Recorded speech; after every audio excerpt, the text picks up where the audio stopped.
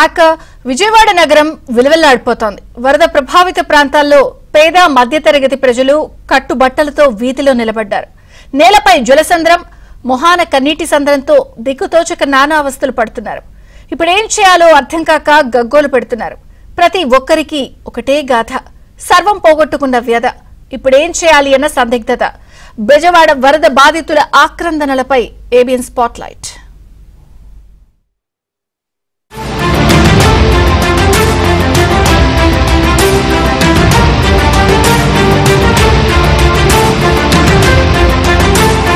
భేషజాలు లేకుండా సర్వే జన సుఖినో భవంతు అంటూ సంతోషంగా కలిసిపోయే జనమున్న మహానగరం విజయవాడ ఇప్పుడు మౌనంగా రోధిస్తోంది. ఇళ్లున్నా నిలువ నీడలేని దుస్థితికి చేరిన తమ నగరవాసులను చూసి బెజవాడ సిటీ తల్లడిల్లిపోతోంది. పగవాడికి కూడా రాకూడని దుస్థితి తన ప్రజలకు వచ్చిందని ఆవేదనతో నగరమాత కుమిలిపోతోంది. ఉప్పెనలా దూసుకొచ్చిన వరద నీరు గంటల వ్యవధిలో ఆవాస ప్రాంతాలను ముంచెత్తి సర్వనాశనం చేసిన తీరును గుర్తు చేసుకుంటూ ఆహాకారాలు చేస్తోంది. ప్రకృతి ప్రకోపం, మానవ తప్పిదం కలిసి తన ప్రజలను దిక్కులేని వారిగా చేసిందంటూ బెజవాడ కనకదుర్గమ్మ కూడా ఆవేదన భరిత హృదయంతో కన్నీరు పెడుతోంది. కృష్ణమ్మ ఉద్ధృతిని ఆపలేకపోయానన్న నిస్సహాయతను వ్యక్తం చేయలేక మదన పడుతోంది.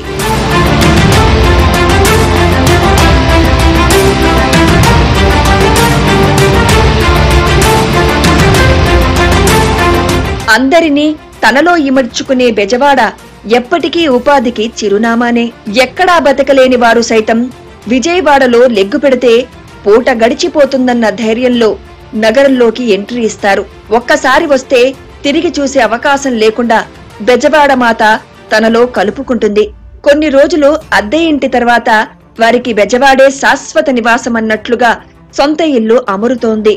ఇలా నగరం విస్తరించింది, జనాభా పెరిగింది. పక్కనే రాజధాని రావడంతో బెజవాడ బ్రాండ్ వాల్యూ కూడా పెరిగింది. దానితో మరికొన్ని వేల మంది వచ్చారనేందుకు సందేహించకూడదు. వచ్చిన ప్రతి ఒక్కరూ బెజవాడ నాదిరా అంటూ నగరాన్ని ఓన్ చేసుకున్నారు. తింటే గారెలే తినాలి, ఉంటే బెజవాడలో ఉండాలని తీర్మానించుకుని అక్కడే సెటిల్ అయిపోయారు. అలాంటి బెజవాడే ఇప్పుడు కొత్త సమస్యను ఎదుర్కొంటోంది. విజయవాడ సురక్షితం అన్న ధీమాకు తూట్లు పొడుస్తూ వరద ఆ నగరాన్ని ముంచెత్తింది. తెచ్చుకుంది పాయే, సంపాదించింది పాయే అన్నట్లుగా ఒక వరదకు జనం నిలువు దోపిడీ ఇచ్చేశారు.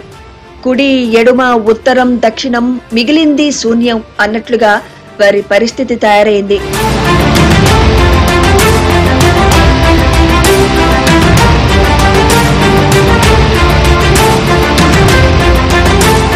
దుర్గగుడిలో దర్శనం చేసుకోవాలన్న కోరిక లేదు.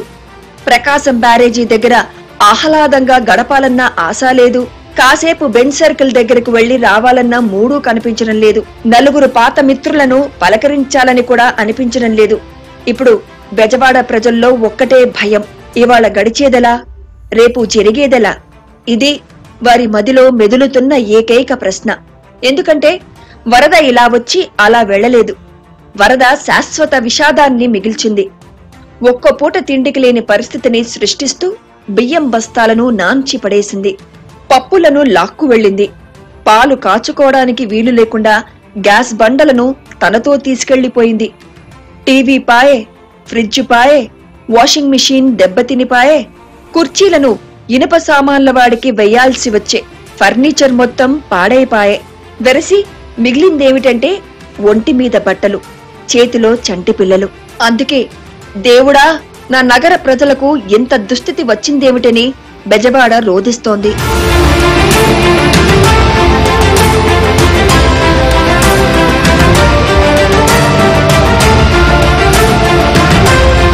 బెజవాడలో 16 డివిజన్లు ముంపునకు గురయ్యాయి.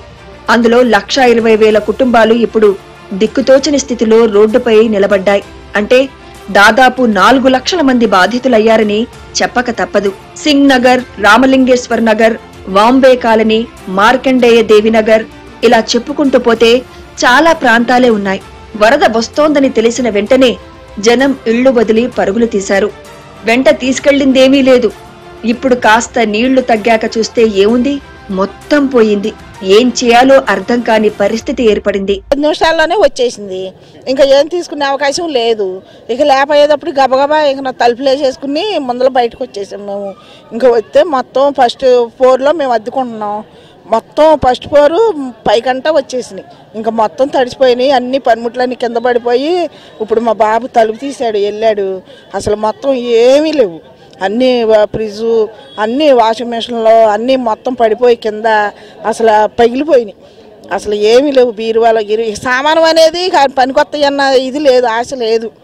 అని చెప్పి కొనుక్కున్నా. ఈ రోడ్లో 30 లక్షలు పెట్టి కొనుక్కున్నా. ఇట్లా వచ్చి మునిగిపోయింది. మరి ఏమవుతుందో ఏమంటో తెలియదు. నేను కొనుక్కుని ఇప్పుడు 2వ సంవత్సరం. ఇది 35 లక్షలు పెట్టి కొన్నా. మొత్తం మునిగిపోయిందండి ఫస్ట్ ఫ్లోర్ అంతా. సామాను పరిస్థితి ఏంటో తెలియదు. మరి ఈ ప్రభుత్వం ఏం చేస్తుందో కూడా తెలియదు. వాళ్ళు ఏదన్నా మాకు సహాయం చేస్తే ఏదైనా కోలుకుంటామని అనుకుంటున్నాం. 30-50 ఏళ్ళ నుంచి కష్టపడి కొనుక్కొని సంపాదించుకొని ఇక్కడ కట్టుకున్న ఇల్లు వరద ముంచేసింది. అందరితో పాటే మనం అన్నీ ఇదైపోయినాయండి. ఫస్ట్ ఫ్లోర్ అంతా మునిగిపోయింది. మరి ఏమైంది ఏంటో తెలియదు. అంటే పోయింది. మరి అందరితో పాటే మనం కొనుక్కున్నాం. ఎక్కడ బయట కొనుక్కోలేము. ఇక్కడ తక్కువ వస్తుందని కొనుక్కొని కట్టుకున్నాం. అయ్యా మరి ఏమైంది ఏంటో తెలియదు. అన్నీ వదిలేసి బయటకు వచ్చేసాం. కానీ సడన్ గా వాటర్ వచ్చేపాటికి మనోళ్ళు అంత లోనకి రాదులే అన్నట్లుగా మెట్ల వరకు వస్తుందని సామాన్లన్నీ పెట్టి వెళ్ళిపోయారు. మొత్తం సామాన్లన్నీ పాడైపోయి చాలా మట్టుకు లక్షల్లో నష్టం మనం లోపల చూస్తాం. ఇప్పుడే ఒకళ్ళు వెళ్తున్నారు. సామాన్లు తీసుకునే ఖాళీ కూడా ఇవ్వలేదు. వరద చాలా స్పీడ్గా వచ్చింది ఫ్లోటింగ్. అది కాకుండా వాటర్లో సామాన్ల కోసం వెళ్ళిన వాళ్ళకి ఇద్దరికి పాము కాటేయటం, హాస్పిటల్కి వెళ్ళి ట్రీట్మెంట్ చేపిస్తున్నారు విజయ హాస్పిటల్లో డొంక రోడ్లో. పాములు కూడా చాలా విపరీతంగా ఉన్నాయండి. ఇక్కడ కాలనీ కన్స్ట్రక్షన్ పరంగా డెవలప్ అయిందనే కానీ చుట్టూ పొలాలు ఉండటం వల్ల మాత్రం పాముల వల్ల చాలా ఇబ్బంది ఎదుర్కొంటున్నారు. ఇక్కడ ఈ వాటర్లో పెద్ద పెద్ద పాములు ఉన్నాయి. రక్తపింజేరు కరిచి మొన్న పొలంలో కూడా ఒక అబ్బాయి చనిపోయాడు. తర్వాత ఇప్పుడు ఈ వాటర్ పరంగా అయితే మాత్రం ఇల్లు ఫర్నిచర్ పరంగా చాలా డ్యామేజ్ అయింది. అందరూ కూడా అద్దెలకు ఉండేవాళ్ళు చాలా నష్టపోయారు. ఇంటి ఓనర్స్ ఏమో బయట ఉంటారు, లేదంటే పైన ఉంటారు, కింద అద్దెలకి ఇచ్చున్నారు. ఫర్నిచర్ పరంగా అయితే చాలా లాస్ జరిగింది. తీరన నష్టం ఇది. మరి ఏదో విధంగా గవర్నమెంట్ ఏదైనా సహకరించాలని మేము కూడా కోరుకుంటున్నాం. అది వచ్చినట్టు మాకేం తెలియదండి. ఇన్ఫర్మేషన్ అయితే ఏం లేదు. మేము మామూలుగానే ఉన్నాము. అందరూ బయట ఆడవాళ్ళందరూ వరద వస్తుందంటే వచ్చామండి. బయటికి వచ్చేటప్పటికే వరద వచ్చేస్తుంది. ఏమీ తీసుకోలేదండి. కట్టుబట్టలతో వచ్చాం బయటికి. పిల్లకి పెళ్లి చేద్దామని అన్ని కొనుక్కున్నామండి మేము. అసలు ఏమి ఇంటి దస్తాదులు కానీ ఏమీ తీసుకోలేదు. గ్యాస్ బండ్లు అన్నీ వెళ్ళిపోయినాయి అంటండి. అసలు మా ఆయన గారు డ్యూటీకి వెళ్ళారు, ఎవరూ లేరండి. పాప నేనే ఉన్నాం. వరద వస్తుంది అనేటప్పటికి బయటకు వచ్చేసాం అంతేనండి. ఏమీ తీసుకోవాలి అసలు. పోయి ఉంటుందండి. 50,000 రూపాయలు ఫ్రిడ్జ్ అండి, మంచం ఒక 50,000 అండి, ఏసీలు మొత్తం విలువైన వస్తువులన్నీ పోయినాయండి. విజయవాడ వాసులను దురదృష్టం వెంటాడిందనే చెప్పాలి. ఇళ్లల్లో మొదటి అంతస్తును కూడా వరద ముంచెత్తిందంటే వారిది ఎంత దీనస్థితో అర్థం చేసుకోవచ్చు. ప్రస్తుతానికి పునరావాస కేంద్రాల్లో ఉన్న వారంతా ఇప్పుడిప్పుడే ఇళ్లకు వచ్చి నష్టాన్ని అంచనా వేసుకుంటూ గగ్గోలు పెడుతున్నారు. ఫర్నిచర్, ఎలక్ట్రానిక్ వస్తువులు పనికిరావని వాళ్లకు తెలిసిపోయింది. ఇంట్లో ఉన్న బట్టలన్నీ పాడైపోయాయి. వరద బురదగా మారిన ఇళ్ల మరమ్మతుకు చాలా ఖర్చవుతుంది.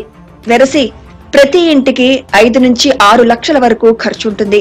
ఎవరి చేతిలోనూ చిల్లి గవ్వలేకపాయే. పైగా కొన్ని రోజుల తర్వాతైనా ఇళ్లు బాగు చేసుకుందామంటే అక్కడ సర్పరాజులు సెటిల్ అయిపోయారు.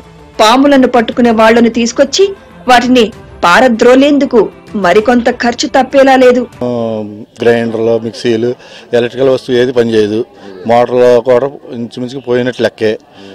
కరెంటు కూడా పోయినట్లు లెక్కే. ఇంట్లో కరెంటు మీటర్లు కానీ అవి స్విచ్లు కానీ అన్నీ పోయినట్లు లెక్కే. దగ్గర స్లాబ్కి ఒక అడుగు వరకు వెళ్ళిపోయినాయి. కింద ఫస్ట్ ఫ్లోర్ స్లాబ్కి అడుగు వరకు వెళ్ళిపోయినాయి. అడుగు అవి సామాన్లు, ఇంట్లో బట్టలు కానీ ఏమీ ఉండవు. అన్నీ మొత్తం టోటల్గా పాడైపోయి నష్టపోయినట్టేనండి.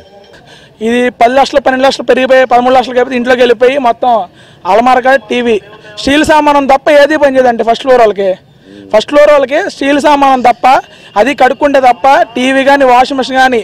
ఇప్పుడు ఇక మా ఇంట్లోకి వెళ్ళా చూడండి, ఇక మా ఇంట్లోకి వెళ్ళా, స్టీల్ సామానం తప్ప ఏది పనిచేయదు. వాషింగ్ మిషన్ కానీ టీవీ కానీ అసలు మొత్తం బట్టలతో సహా, బట్టలైనా గుంజుకున్నా మట్టిపోద్దు కానీ మళ్ళీ రావుగా. దీనికి న్యాయం చేయాలని కోరుకున్నా. అటు మాటకు వచ్చేసింది. ఇంట్లో మగ పిల్లలు గారు లేరు. నేను మా పిల్లలతో ఉంటుంది, మా పిల్లలు నేను గబగబాగా నడుచుకుంటూ అసలు ఏమి తీసుకోవాలి కట్టుకుని బట్టలతో. అసలు మాకంటూ ఏమి లేవండి. అసలు ఈ బట్టలు తప్ప మాకు అసలు ఏమి లేవు. ఈ 10 బట్టలు కాడ ఏ రోజులు ఇచ్చారు మాకు అతను తాను చేసి కట్టుకోవడానికి. అసలు ఏమి లేవండి. అసలు మాకు వచ్చి పిల్లలతో ఏడ్చేస్తున్నాం. అసలు అందరూ వచ్చేసాం. నేను ఒకసారి వచ్చేసి నేను దోసుకొచ్చేసింది. అసలు తప్పుకోవడానికి లేదు, చదువుకోవడానికి కూడా మాకు ఏమి లేవు. అసలు అట్లా అయిపోయింది పరిస్థితి. పిల్లలు పసిపిల్లలు అందరూ చర్చలో పెట్టుకుని వచ్చాం. ఒకసారి సోదవుని వచ్చాం. అందరూ పసిపిల్లలు పెద్దవాళ్ళు అందరూ అక్కడ ఉన్నాం. మాకు ఏమి లేవండి. అసలు మాది ఫస్ట్ పోరు పోతే అలా ఉన్న పావున ఒక అరగంటలో సదురుతున్న లోపల పాములో పక్కన ఇంత పాములు చేసి ఇళ్లలోకి వెంటాడుతున్నాయి అనమాట. అదే దూరిపోవడానికి వాటికి పునరావాసం కోసం. మేము పునరావాసం లేకుండా అయిపోయింది మా జీవితం. ఇలా పిల్లలతో రోడ్డు మీద ఉండాల్సి వచ్చిన పరిస్థితి అయిపోయింది. నీళ్ళు తప్పితే ఏం లేదు, చాలా బ్యాడ్. అసలు ఏమి మొత్తం తుంపులు అయిపోయినాయి. రెండిళ్ళు ఒకటి కాదు. ఇక మా ఇల్లు, మా అత్తగారి ఇల్లు పక్కన, మా ఇల్లు ఈ పక్కన 2 మునిగిపోయినాయి. ఫ్లోర్ మునిగిపోయింది మొత్తం. వాషింగ్ మెషిన్లు, ఫ్రిడ్జ్లు, టీవీలు అన్ని తాళ్తున్నాయి.